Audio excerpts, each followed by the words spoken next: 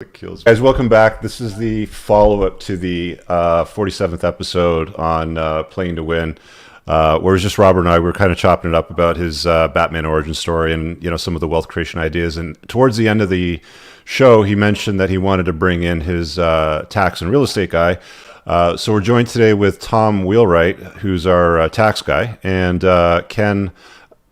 Oops, got volume coming up here on my other screen. Sorry, Ken McElroy. Am I pronouncing it right? It's McElroy? Okay, yeah.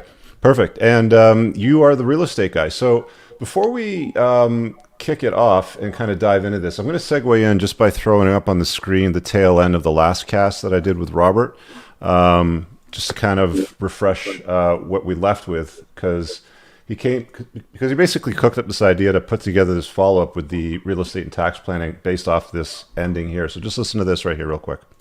Yeah. This is a really good question here. So isn't real estate mostly ruined by the fact the government can stop rent for months on end? Like, why would the typical person want that risk?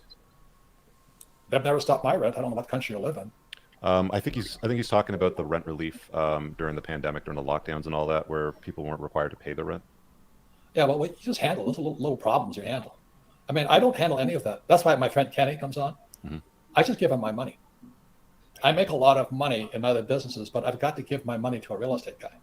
How did you solve that problem? Like, I'm not in the U.S., so I don't know how the rent situation worked, with the lockdown. Yeah, so that's why it would be good, Rich, if we get Kenny and Tom on. We can talk about that. We talk about Kenny. I can talk about the world. But we've traveled the world together. Cool. And they all find out it's always the same. When you look here, this is ESP. This is the book number 2. You go to school to be an employee, or you become a doctor, or a lawyer, a specialist, or a plumber, something like this. The capitalists live on this side here, B and I. And so when we taught all over the world, we only teach this side here. I don't know this side. That's my poor dad's side. Mm-hmm. This is my rich dad's side here. So B stands for a brand, 500 employees and a brand.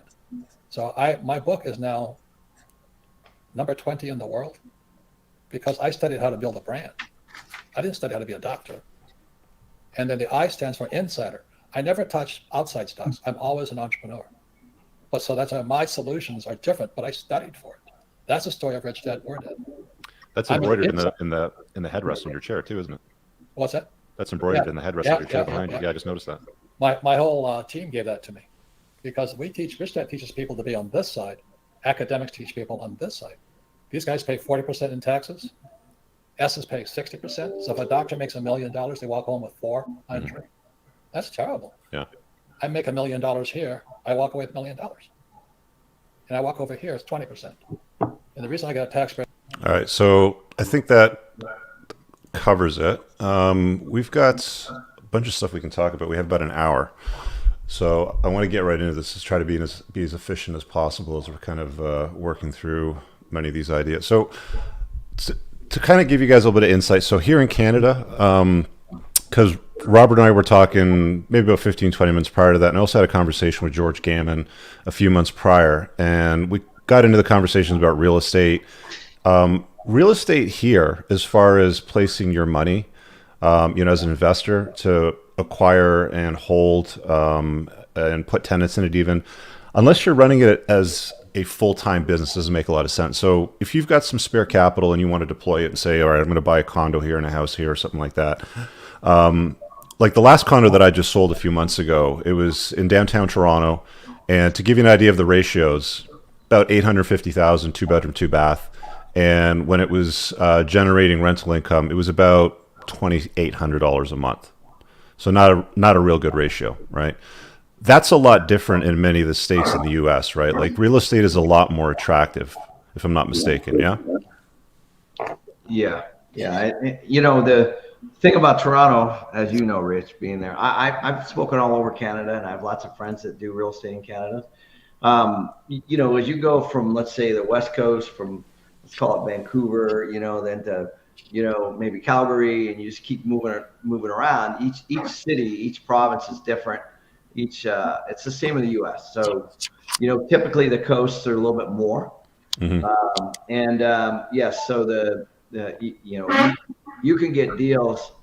The key to real estate, from my opinion, is trying to be ahead of where we're going. So, Vancouver blew up way back in the 80s because of your immigration, when you could put $1 million down and all of a sudden you could open a business and you could be a citizen in Canada. Well, that's I don't know if they're still doing that, but that kind of blew up that market.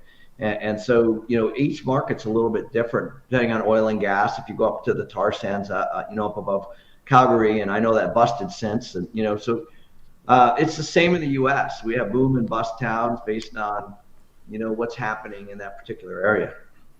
And towards the end of that clip that I just played, Robert was talking about being able to put money into real estate but pay zero taxes on. Was it the income? Is it the capital gains on the property? Like, can you get into some specifics with that? And if Tom, you need to chime in on the tax planning stuff, let us know what that looks like too. If Tom, if I could step in, I'll just show you this diagram, then Tom takes over. Yeah, go ahead. Exactly. I'll give you the full screen just so you can show the diagram. Yeah, this is the most important part. When somebody says they're investing, are you investing from an employee or self-employed or business and insider? And these guys pay the highest taxes. So when somebody says I'm making money, I want to know from which quadrant they're investing from. So I won't touch a deal if I'm investing from here. Again, this is poor dad, this is rich dad, this is academics, these are capitalists here. But what Tom has taught me and my rich dad taught me to do is if I have a business, which I do, and I make $1 million here, 1 million. So the rich dad company makes 1 million. Immediately, I've got to ask Kenny, I need a $5 million liability. So what I'm doing is I'm going to make $1 million here, and I have to find a $5 million either rental property, oil and gas, or something. So they're not the same transaction. So every time I'm investing, I'm on two tracks. One as a business owner, and the other as an investor. Got it. Every year I'm calling Kenny, saying, hey, Kenny, I need some more. I need some more debt. I need some more debt. Tom, take over. So is that through a holdco? Like here in Canada, we call that a holding company, abbreviated down to holdco, which is just a number company, which holds your assets. Is that what that looks like, Tom? Yeah, typically, but it's not the company that makes the difference. It's the asset. So it's having the debt combined. So you get a deduction in Canada. It's the same. Okay, you get a deduction for a portion of the purchase price of the property, right? And some of that is accelerated depending on what type it is. So is it, for example, is it carpeting and window coverings, or is it land improvements like landscaping, or is it the building itself, right? Everything wears out at different rates, and the government gives you a deduction. We call it depreciation down here, or asset recovery in some countries, and that deduction is, it's not like the property is going down in value. It's just that the government gives you a deduction for wear and tear on the building and on the property. And when you get debt along with the money you put in, then what happens is you actually magnify that deduction. So Robert can actually take $1 million, buy $5 million of property, and he could end up with, right now in the U.S., as much as $1 million deduction. But whether it's $1 million or 500,000, Canada's probably closer to 500,000 right now if you did that. But you can really, what's really interesting. You can really do it in any country. So it's structured in such a way that a holding company holds that $1 million asset. So let's say that you generate $1 million in income on it, and you're sitting on that cash. As long as you take on the $5 million in debt in the, let's say you buy an apartment building with a bunch of doors, then that's a wash, and there's no taxes paid. Exactly. Got it. Rich, exactly. What I'm trying to do is I have a business as an asset, Rich Dad, let's say. Mm-hmm. I start panicking around July, and I'm on the phone to Kenny. I said, Kenny, what you got? This is the difference that people have a hard time realizing. I'm looking for more debt. And when you say more debt, you generally mean like borrowing money from a bank for real estate investment. I need to find something I can borrow money on. And the reason I say that is so many people, Americans, Canadians, they've been taught to get out of debt, live debt free. So the opposite. So when I tell people what I'm calling Kenny panicking, I said, Kenny, how much debt have you got? And what he's got in assets, so let's use the same numbers, 1 million, 5 million. I now have a $6 million asset, and it might be an apartment house in Austin, Texas. That was the last deal we did, right, Kenny? That was Austin. Yeah, it's 450 doors, 455 doors, 90 million.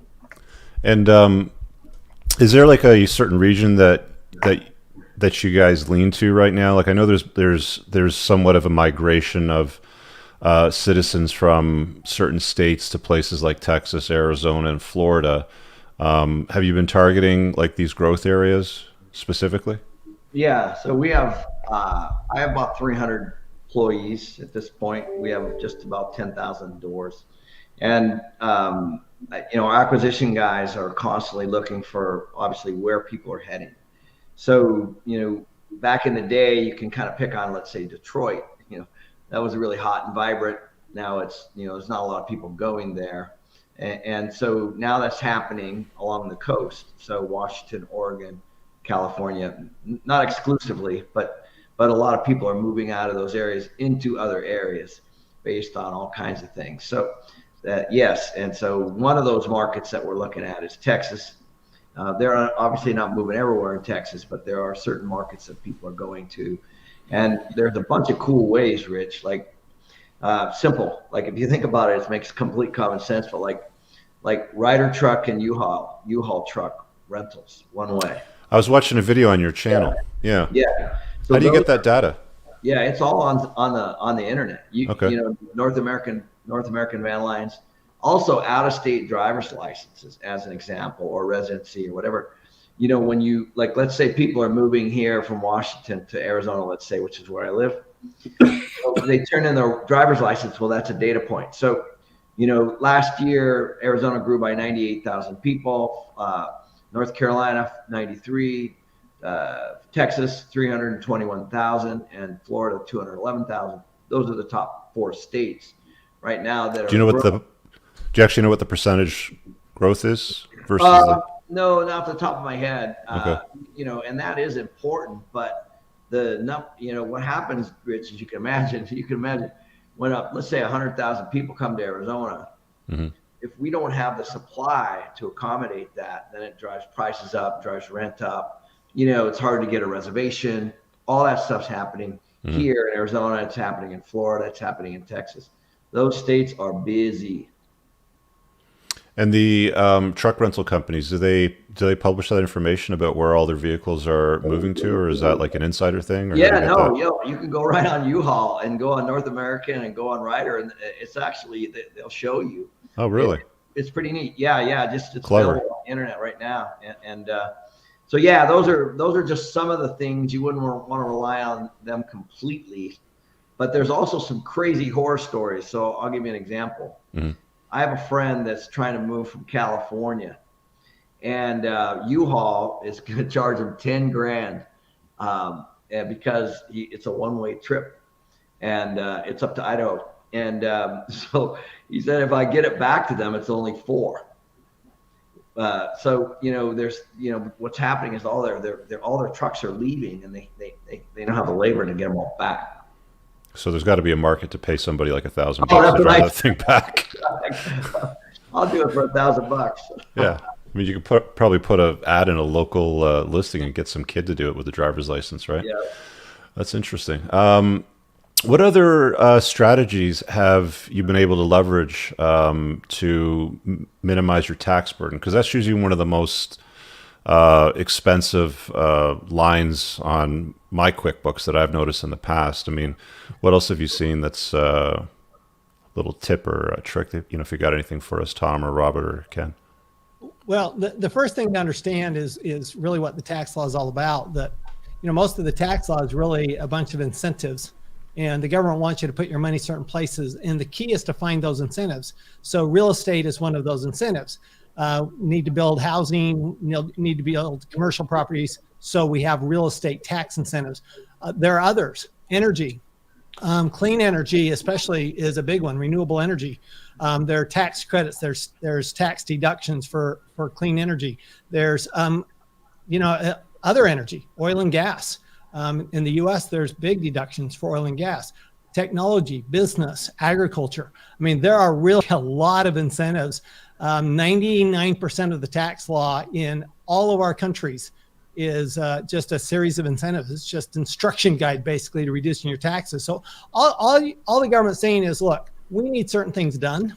And if you do those things, then we're going to encourage that by giving you a tax break. And because we want you to do it rather than have us do it. And then we'll share the profits when the profits come. Are there states that are more business friendly than other states? Oh yeah, Sure. yeah. Well, we're starting to see rent control pop up. We're starting to see rent caps pop up. There are some that actually have passed. So, capital markets, you were talking about, the big money institutional, it's going to go, it's going to go to where it's a little more friendly. And I think that's what's happening now, right? People are voting with their feet and their checkbooks based on those things happening right now. We're seeing it real time. That's wonderful. Robert, I want to ask you this question. How do you select your tax guy? Because I always struggle to find great tax planners. Most of them will prefer to color within the lines. Every dot must be, perfect. Every T must be crossed. There is no, room for gray area. I like a guy that's, more willing to lean into asking for forgiveness than asking for permission. So I'm curious about how you chose a guy like Tom, for example. Well, as that old saying goes, you kiss a lot of frogs to find the fairy princess. I had a lot of bad ones, and through a bad one, I met Tom. But Tom wrote this book called Tax Free Wealth. It's a book for entrepreneurs because we're not the brightest guys on earth. And you can read the book, and the most important thing after reading Tax Free Wealth, you'll know what questions to ask, and it'll save you a lot of time. And Tom is definitely within the lines because we wouldn't cross him. It's not worth it. Would you say that's true, Tom? Yeah, and let me add to that, Rich. So really the question is how much does your tax advisor know about the tax law? You really don't want them to go outside their knowledge. So if you've got somebody who's pushing the envelope, it's probably because they don't know the entire tax law. And so the more you understand about the tax law, the more you really understand that, wow, you know what, this tax law is actually built to reduce your taxes if you do what the government wants done. So it's really a matter of understanding the tax law as opposed to having to push the limits of the tax law. Right. Got it. And again, the thing for every entrepreneur is what questions to ask. Those are very important questions. Well, how do you decide that? Buy Tom's book. It's called Tax Free Wealth. Read the book. There you go. Tax Free Wealth. Where's it on Amazon? It's everywhere. So And it's on Amazon. It's in the bookstore. And is it specific to the United States or a certain region or a certain state or? It's not. It's very much about the concepts of tax Okay. law. So I've had people talk to me in Romania and Great Britain and Canada and Mexico. It doesn't matter because the concepts, right? We're not looking, the specifics is what you have a tax advisor for, but you need to understand what you can do to reduce your taxes. One of the things that we look at is you think about a conservative versus an aggressive tax advisor, and really a conservative tax advisor is just somebody that does things within what they know. So anytime you have somebody who doesn't know very much, then they're going to be very aggressive. What I always tell people, though, to Robert's point about asking questions, is the advisor's primary job is not to give answers. The advisor's primary job is to ask the right questions. So the best way to know if your tax advisor is a good tax advisor is, are they asking you good questions? And that's pretty easy. You can tell that. You've got a pretty good idea. Oh, yeah, they're thinking about this. They're asking me this. They're looking at kind of a holistic approach to taxes. And they're not just saying, no, you can do this and you can't do that. How do you spot a bad tax advisor? Oh, my heavens. Well, that's about 90+% of them, unfortunately. Yeah. There are people. So, we're all entrepreneurs, right? So I always say no entrepreneur wants to be told what they can't do. They only want to be told how to do what they want to do. So to me, a good tax advisor, attorney, financial planner, whoever it is somebody that's going to help you get where you want to go. And it's really that thought process. It's how you think about it that makes the big difference in what questions that then the tax advisor asks you to get where you want to go. Got it. So Rich, if I may add one more thing, the reason it's always Ken and Tom, because in the world of money, it's always debt and taxes.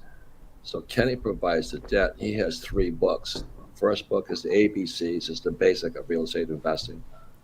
Then he has one for property management, which is key. You've got to have a good property manager. That's the hardest thing about real estate. Mm-hmm. And the third is the advanced guide. So if you go through Ken's book and books, 3 books, and Tom's books, then you'll be better able to find a better tax advisor. Because I think Kenny's book, the piece de resistance, is his last book, is the advanced guide. Is how we make millions of dollars and pay no taxes legally. When you read that, then you start hunting down a guy like Tom Wheelwright as fast as you can. Mm-hmm. And the last thing I want to say, because with this question, the 3 of us have traveled the world together. We have a great time. Kenny was locked up in Moscow as usual, but anyway. Rich, the tax laws are fundamentally the same all over the world. Because Tom let's say we fly into Romania. Tom will check it out. He says, it's exactly the same. And everybody says, well, our tax laws are different here.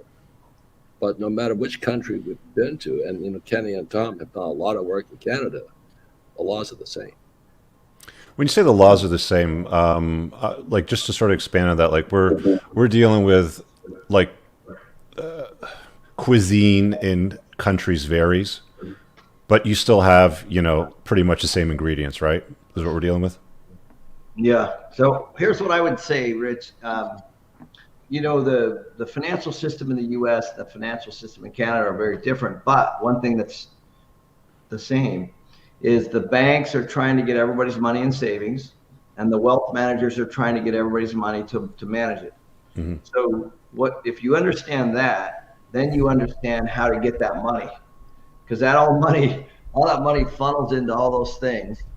So when I go out to get money in the form of debt, I actually get it, through banks, through pension funds, through insurance. No different in Canada. I mean, all that money's managed, and then those money managers look for guys like me to place it.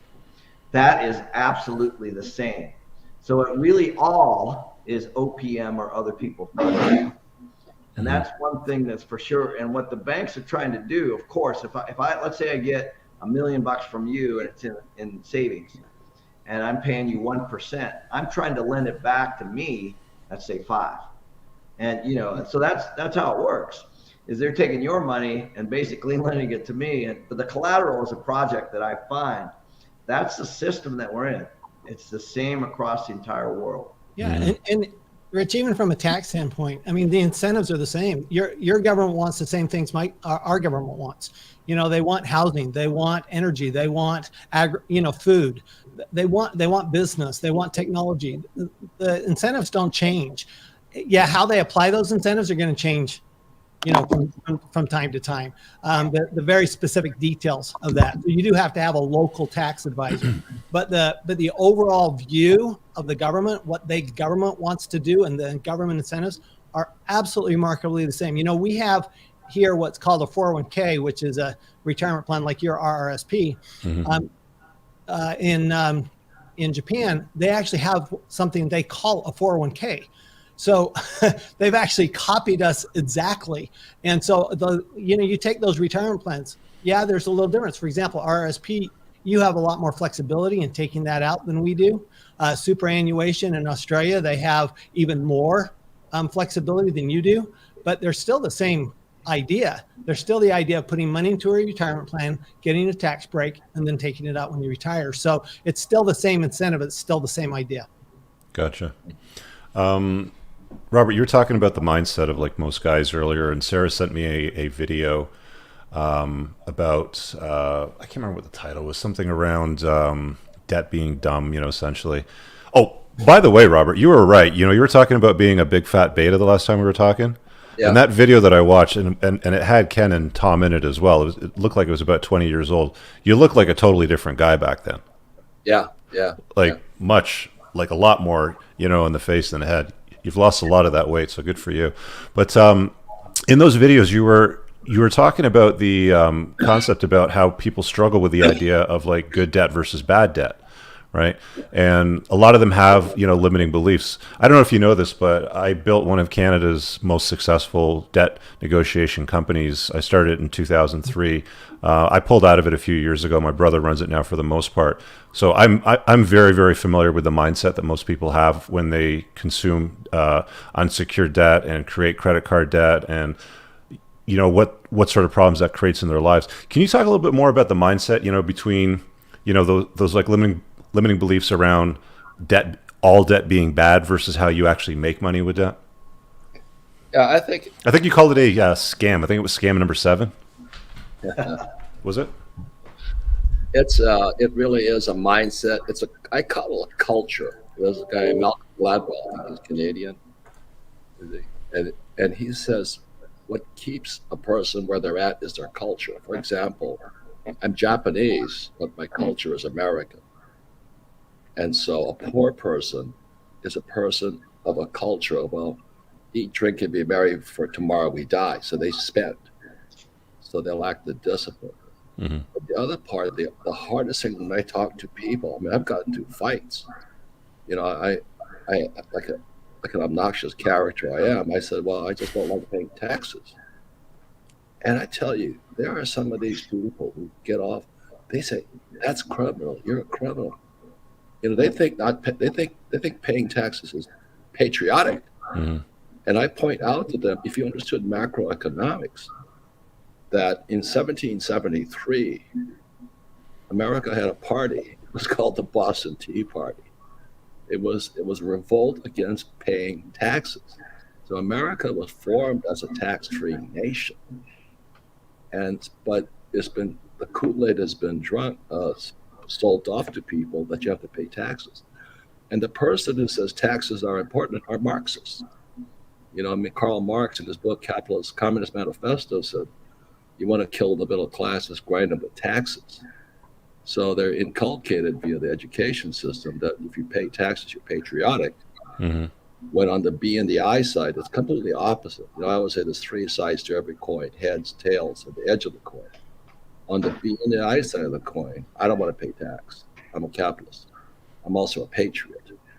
So what Tom says is accurate. Tax laws are incentives to do what the government wants done. So just recently, I'll make it even worse, Rich. Yeah, go ahead. With this COVID thing coming up, we're forced to buy jets, right, Tom? That's right. Kenny, I bought a Lear 60, and what did you buy, Kenny? Phenom. And why was it a good deal on a tax site, Tom? Well, the purchase price was 100% deductible. So you offset all that other income with the deduction for the jet. And that eases travel. So there's a nice benefit there too. But imagine, Rich, you sell a piece of property or a business, and you net $3 or $4 million, and you have to pay tax on that, or you buy a jet and you don't have to pay tax on it. Mm-hmm. Makes sense. See, guys, this is how smart businessmen work, and I know that this cast will be above the pay grade of a lot of people that might be watching it right now. And one of the criticisms, that I hear a lot from guys that watch my content when I say things like, it's never been easier to make money, and if you can become an entrepreneur, you should get away from the job and not live just over broke, and create something of some value. Oh, Rich, you're out of touch. There's only so much money out there, and all the rich people have it, and you'll never make it, and blah blah blah. And they've already lost, right? But they lose touch of the fact that the money supply has doubled in the last year. and it's quite easy, if you do create value, to create your own business and do things like this. And then you end up, in a position where you have problems like, okay, I've unloaded a piece of real estate and now I have $3 or $4 million that could be a tax liability, or I could just buy a private jet and solve my travel woes and not pay those taxes, sort of things. But, they don't see it that way. It's like, okay, well, what, you create other solutions in lives and you put money back into the system, even if you're not paying taxes on it. you now have to employ people that maintain the jet, fuel it, clean it. You have a pilot. You have people that have to, deal with the food. There's all kinds of mechanisms that come into play. Like, Robert, you said that you employ a lot of people. So even if you may not pay taxes on income that you earn that gets transferred over to real estate, I know for tax liabilities here in Canada anyway, even if I were to pay zero in taxes, I still have EHT taxes, I have payroll deductions, I've got CPP, I've got employment insurance. GST. Right. Yeah. HST taxes. So Yeah, what we said now is that's why this is the second book, Cash Flow Quadrant. These are mindsets. Right. And if you don't change the mindset, nothing changes. So this person will always say the same words. I want a safe, secure job with a steady paycheck. Yeah. They can't, unless they change that, nothing happens. And then this one is, if you want it done right, do it by yourself. And these are doctors and lawyers and all this. Mm-hmm. I always kind of laugh. I've met so many doctors who make $1 million a year, but they're paying $600,000 in taxes. I make $1 million here, I pay zero taxes. Who's smarter? Here's the other thing, Rich. With my real estate holdings, we pay close to $6 million a year in property tax. Right, which you can't get away from. Yeah, so which is tax. So it's I'm saying what I'm saying is, but the government, to Tom's point earlier, is giving me a tax break for actually being in the housing business, because the government is not in the housing business. So they rely on the private sector. So they give people incentives to build it, to own it. Some of them are affordability tax credits and things like that, and they're needed. Those social services are needed for people that need a hand. But what they do is they incentivize the industry and say, listen, how can we get you guys to provide more housing? And so we get the tax breaks for doing all that work and putting things, because I put my balance sheet up to get a loan and to build something or to buy something. But at the end of the day, on a 300 or 400 unit building, I'm paying $200,000 to $300,000 a year in property tax to that municipality. And so, we are paying tax, plus we're paying sales tax, renter's tax. Well, plus your employees are all paying tax, right? Yeah, so it's not like nobody pays tax. The reality is, Rich, is that we're really all partners with the government. Yeah. Right. We can be a silent partner, which is the E and the S side of the quadrant. We're just silent partners. We're paying our tax, going our way. That's fine. The government's fine with that. They know that they need tax mules, people who will pay that tax. But then there's the B and the I side, who are actually active partners. So if I invest with Kenny, I'm a silent partner. I'm not telling Kenny what to do. And he's taking a share and I'm taking a share. And that's the way partnerships work. With the government, same thing's happening.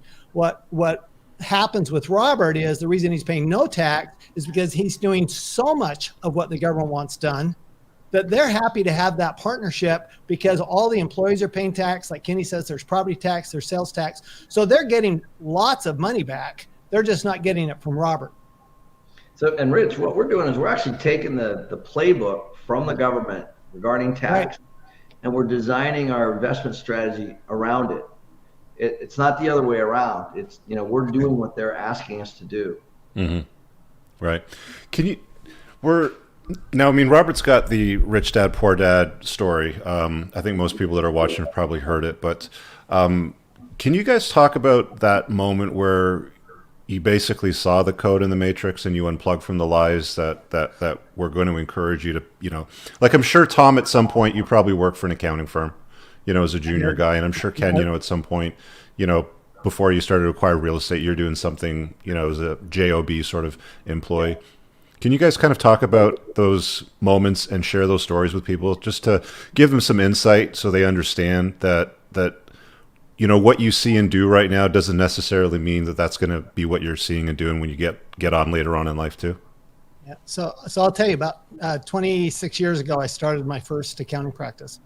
And one of the first clients I had put away money in a pension plan. That's what most people do, right? Put it into an RSP, right, some kind of pension plan. And he retired the year he became my client. And he started complaining to me. He goes, Tom, I don't understand. I'm paying all these taxes. Now that I'm with you, I'm paying all these taxes. Before that, I paid no taxes. Well, because he just postponed his taxes. He hadn't eliminated his taxes like Robert does and Ken does. He'd actually just postponed his taxes. And so now he's paying this huge amount of taxes. And, when I saw that, I'm just going, wait a minute, this is a fool's errand. You're just saying, I'm not going to eat my broccoli at the beginning of the meal. I'm going to eat at the end of the meal, but it doesn't make it taste any better, right? If you don't like broccoli. So the same thing is true with the taxes. You're actually in a higher tax bracket when you retire if you're making the same amount of money than you were when you were working, because you don't have any of the deductions. So you're actually worse off in many cases postponing that income. And so what occurred to me is, well, what's really going on with the tax law? And frankly, Robert challenged me to write this book, Tax Free Wealth, and I started looking at, okay, how does the tax law really work? And what really came clear, and I remember the moment when Robert and I were and Kenny and I were on stage in Las Vegas, actually at the Paris. I don't know if you guys remember that. And I said, look, the tax law is a series of it's stimulus. That's what it is. It's incentives.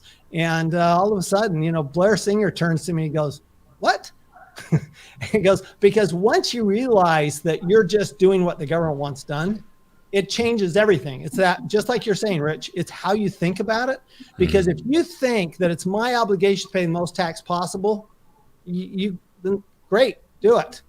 Okay. But if you realize that you can actually contribute more to the government doing what they want you to do than just paying taxes, who's more patriotic? Yep. Ken, you got a story for us on that? Yeah, you bet. So mine's a little different. I was a wrestler in high school, and I ended up getting a scholarship, and I used to wrestle all up. Actually, Simon Fraser, University of Alberta, all up in the provinces, and also all over the U.S. And I was going to business school, and so I couldn't pay rent, so I took a job at an apartment building as a manager, and the owner came in. After a few months, because it was a mess when I took it over, and I cleaned it up. It was pretty common sense business, I felt. And he's like, "Hey, thanks for turning this building around." And I handed him all the deposits. He went to the bank, and I'm like, "Man, I'm on the wrong side of the desk." And so I got my real estate license, and I went to work for the company that was managing that property, and they had a bunch of properties, and I ended up working for them as my only job for about 8 years. And I started to learn how guys were putting partnerships together, syndications, buying deals. And there were a lot of doctors and lawyers and, guys kind of high, I call them high paid, commissioned people really. So one day I just said, okay, I've had enough. I've had a good learning curve. I'm going to start going out and doing my own deals. And I never looked back. So that was, I'd call that in the mid to late 90s. And been doing it ever since. Just been buying. I think so far I've bought, I'm not talking about transacted through, like as a GP, close to 3 billion since then, personally with my. You said billion with a B? Yeah. It's a lot. Yeah. That was 30 years worth, It's, yeah, I mean, like a lot of people might be watching this and saying, "Oh, it's an overnight success, or he got lucky, and good for him with the jet sort of thing." But they don't see the 30 years of blood, sweat, and tears that go into that, right? Yeah, there's a couple. I lost money. There's some mistakes in there for sure. As there are. And, Did you guys have any issues in the 2008 financial crisis that were problematic, or did you sail through it? I did. We had learned. Luckily, I had been in the game for a bit by then, and I didn't have anything really heavily levered. And what happened in the housing crash is they actually, when people fall out of single family, they go into rentals. So I was in the rental business. So that's actually, we were on the right side of that, and we did very, very well. I'll tell you what I did is I went up to Canada. And we put together a $100 million fund with our RSP money, and we started buying in Texas. So I used Canadian money to buy all in the early 2000s. And at the time, if you remember, your dollar was about the same. Yeah. Because the U.S. dollar was in trouble. So they invested into our Texas deals, and they did really well. But in addition to that, our dollar got stronger, so they had the currency hedge too. So they ended up it was a double whammy. That was complete luck, the currency part. But yeah, so that's what we did. You know, the U.S. was on sale during that time, and no one in the U.S. was lending. No, you know, banks were taking property on, and it was a shit show. So, you know, so I'm like, okay, I got to figure this out. So I'm like, well, either Asia, Europe, or Canada. And you know, I had a lot of friends up in Canada from back in the day, and so I went up there. Good for you. Yeah. Yeah. Well played, Robert. You're like the godfather of like money and power, and you know, pivoting and seeing this reality. Can you talk to people a little bit about, you know, your own unplugging? I mean, like, you wrote the book on it, basically. If you guys haven't read Rich Dad Poor Dad, get the damn book. It's on Amazon. Read it, and read the follow-up stuff to it. But can you shed a little bit of light on this one for us too, Robert? Well, these guys will, you know, I operate as a team. I'm a rugby player, and rugby players aren't the brightest guys, but they're running teams, and I was running a team. And so one of the first things, rugby players, I was also a Marine, and Marines operate in teams. But the most important person on my team is my wife, Kim, and these two guys will tell you, she's the brains, right, Tom? For sure. Yeah, she's the brains. She's who I call, Robert. I didn't marry a rich woman, but when I met her,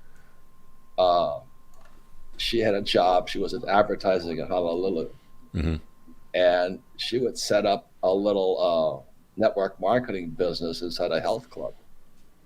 And she, you know, here's this gorgeous woman sitting there selling products and all this stuff. I said, you know, she's hot, she's gorgeous, she's sexy, and she likes business.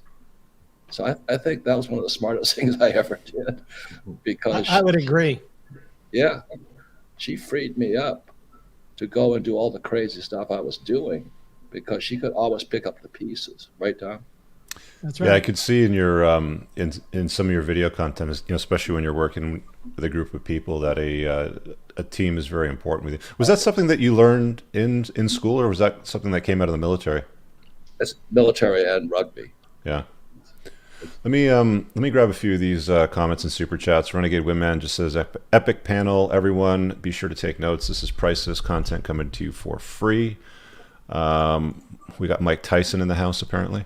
I haven't filed my taxes in about 3 years, and 2 years ago I worked a ton and stupidly enough was convinced to change my W-2 from 0 to exempt to get more money back from my job. I was investing and thought I'd make the money back. Appreciate what is that supposed to mean? I think you rich are always bringing value. I think you ran out of characters and just took out the spaces. You got any comments on that, Tom, on the tax issue there that Mike's mentioned? Yeah, you know, a lot of people, when they first get into, you know, they first start their own, you know, side hustle, they forget about taxes, because their whole life they've had money taken out of their paycheck. So you can really get into trouble.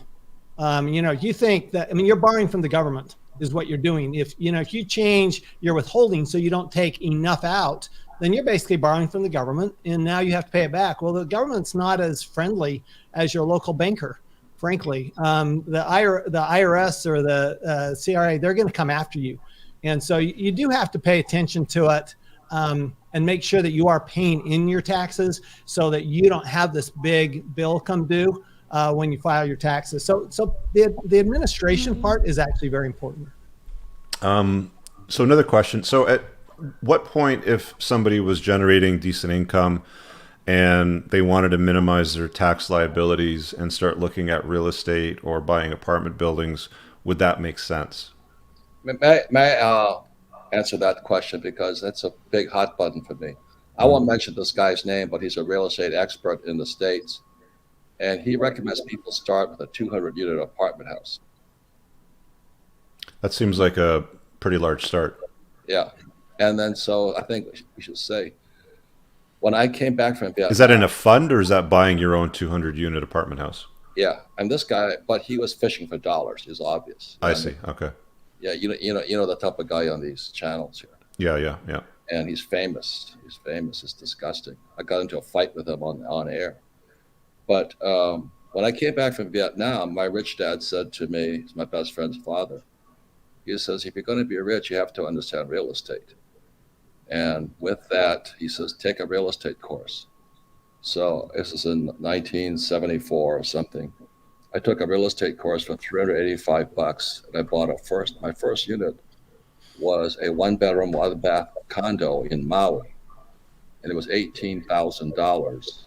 I broke my credit card out, and I bought it, and I made $25.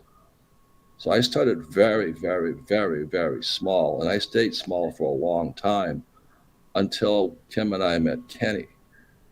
And, you know, Kim and I we had like 50-unit apartment houses and stuff like this.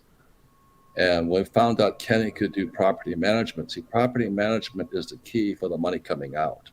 You mismanage that property, it's gone. That's the properties is a big money drain. So we had to beg Kenny, said, please, Kenny, help us, help us, help us. But this is the words that Kenny said to Kim and I, which was really, really good words. He says, I can't help you. You think too small. Remember that, Kenny? Yeah. So what's the difference between like your definition of small thinking versus big thinking? Questions for Ken, sorry. Yeah. Well, what I have, Rich, is 30 years of being in the business. So I can reflect back on my own. And so I think, you know, we all, you know, even you know, as we're growing our businesses and doing all these things, one of the things we say is, I wish I would have done it earlier. I wish I would have done some of these things earlier. So the same thing. And I think what was happening with Robert and Kim is they were bouncing around on these small little, you know, 8-unit, 10-unit deals. And which is fine. I actually recommend you do that as a learning platform, but I would call that, you know, the first quarter. The second quarter would be, you know, to step up to bigger deals. And so now I have that advantage to be able to say that, because that was my progression too. You know, we did 500 million last year in 2020 in apartments only. And you know, it's a long, tough evolution to that point. And so that's all. You know, at the time I met Robert, I was already doing 200 and 300 unit deals, and they were doing the small deals. And you know, I was basically saying, hey, that was the kind of stuff I did 10 years ago. If you know, you really need to step it up. Mm. I got another question here in the chat from Supers. He says, on the way up, how much are you willing to give us versus vet for contracts that could show how those tax inner workings work? I've met a few people that seem to know those, but those relationships seem to fall through. It's more of a tax question. I guess that's for you, Tom. Yeah, here's what I would say is, you know, people always ask, well, so we have a network of CPAs in the US and Canada, and people said, so when am I big enough? You know, when am I ready for a CPA? And I'm going, you know, as soon as you're ready to think bigger and think differently about taxes, you're ready for a CPA. As long as you're just stuck in that E quadrant, or that mindset that I have no choice but to, as I love Robert's term, be a tax mule and have the government just, you know, work me to death and pay 40, 60% in taxes. As long as you're willing to do that, you don't need a tax professional. Okay. What you need is when you're ready to go, I'm willing to change my thought process. I'm willing to become an active partner with the government. And whether that's in business, real estate, energy, whatever it is, you know, that's when, even if you're just starting out, that's when you need to seek out having a team. Because, you know, one of the things that we do a lot of is we teach as a team. We work together as a team. We bring other people on our team. You know, Kenny doesn't give tax advice. I don't give real estate advice. You know, and neither of us give legal advice. So, you know, that team is you really want to think bigger. You really want to be bigger. It's all about the team. I saw Robert working a piece of paper there. I think there's a chart that's coming up on the screen. Yeah, it's the way you shift your thinking. Again, going to this here, I make a lot of money in business. The trouble was it was going out in taxes here. And the reason I needed Kenny, so instead of my money going into taxes, my money comes down here. I borrow money step it up to a $6 million deal, I have more income from the real estate and I pay no taxes. And that accelerated Kim and I. It's just accelerated us. So you can sit there and you can, but Kim and I did have a lot of experience with smaller deals. Mm-hmm. But once we realized we needed to step up the debt factor, give Kenny, who is that's his business. Real estate isn't our business. Our business was in, book publishing, seminars, things like that. But once we realized we had to get Kenny more money, then the $1 million, let's say 50% went to tax, that was gone. Now, what this did was add more money here. Tax disappeared. We had more money to give Kenny. no, we've got the tax guy, we got the real estate guy, we got the businessman. We don't have a lawyer on this panel. How important is legal with these sorts of transactions in your estimation? Extremely so. Extremely so. Yeah, I would agree. Like I always say, I don't want to go to jail and dance to hula for some guy. You know what I mean? And we don't want you in jail, Robert. Let me ask you a final question, because we only have an hour, and I've got to wrap it up to just be respectful of everybody's time. Let's say a guy like me, Canadian guy with some money, doesn't want to put anything more into assets in Canada. I'm over it. How would I go about deploying money into places like Texas, Arizona, Florida, for example, since I have you guys all on right now? Yeah, the first thing, if I can, Kenny, before you get to the actual investing side, the first thing to do is make sure you've got your team in place, frankly, because you've really complicated your life when you invest in another country. Mm-hmm. Because remember, you have to have a tax advisor in the U.S. and in Canada. You have to have an attorney in the U.S. and Canada. So you just have, I would just encourage people to think about that first and include that in your calculation of what kind of your return on investment, because you are going to have some extra costs there. But Kenny, I'll let you take the rest of it. Well, the easiest thing, Rich, is for you to incorporate another business in the U.S. so that you're now international, and then you start investing through the U.S. company so that you already have a U.S. footprint. So you can't just wire money to my company. You have to set up a U.S. entity through a U.S. bank account. Mm-hmm. And then there's this funny thing that they want back. It's called repatriation. So you have that issue going back. But to Tom's point, there is a way. So when I was looking at actually launching out through Canada, because I actually considered expanding through starting up in Vancouver and moving east. I was actually looking at setting up a whole company up there. So it would be, MC companies of Canada.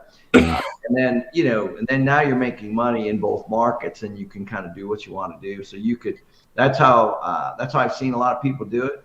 The other way to do it is just set up a U.S. entity and then have some business done in the U.S., have that grow, and then you can invest it right in there, and then you're paying tax on that actual entity. Is that right, Tom? Yeah, for sure. I mean, the most important thing that you want to do is you don't want to get in trouble, and you want to make sure you're not paying tax twice.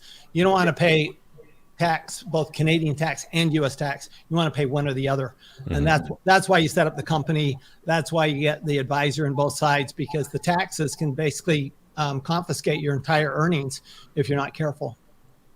Got it. Let me just get a few of these last before we wrap up. We've got Mike here saying, how do you handle free time? I always feel stressed out when I'm not in my business. Only happy when I work. So keep working. I don't know. How do you guys handle your free time? I actually take, so here's the way I look at my business, Rich. I think it exists for me to have free time. So I think that's the only purpose for it. So I think a lot of that might be ego, or maybe he's not big enough, or maybe he hasn't scaled enough. So I used to be there where I'd have to get up at 3 a.m. and go in and pound it out and grow, and I get that.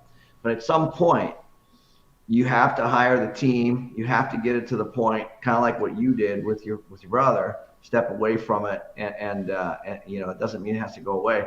But for me, I learned this in YPO and EO, which I'm a member of. Good for you. Yeah. Big fan of those organizations. Yeah.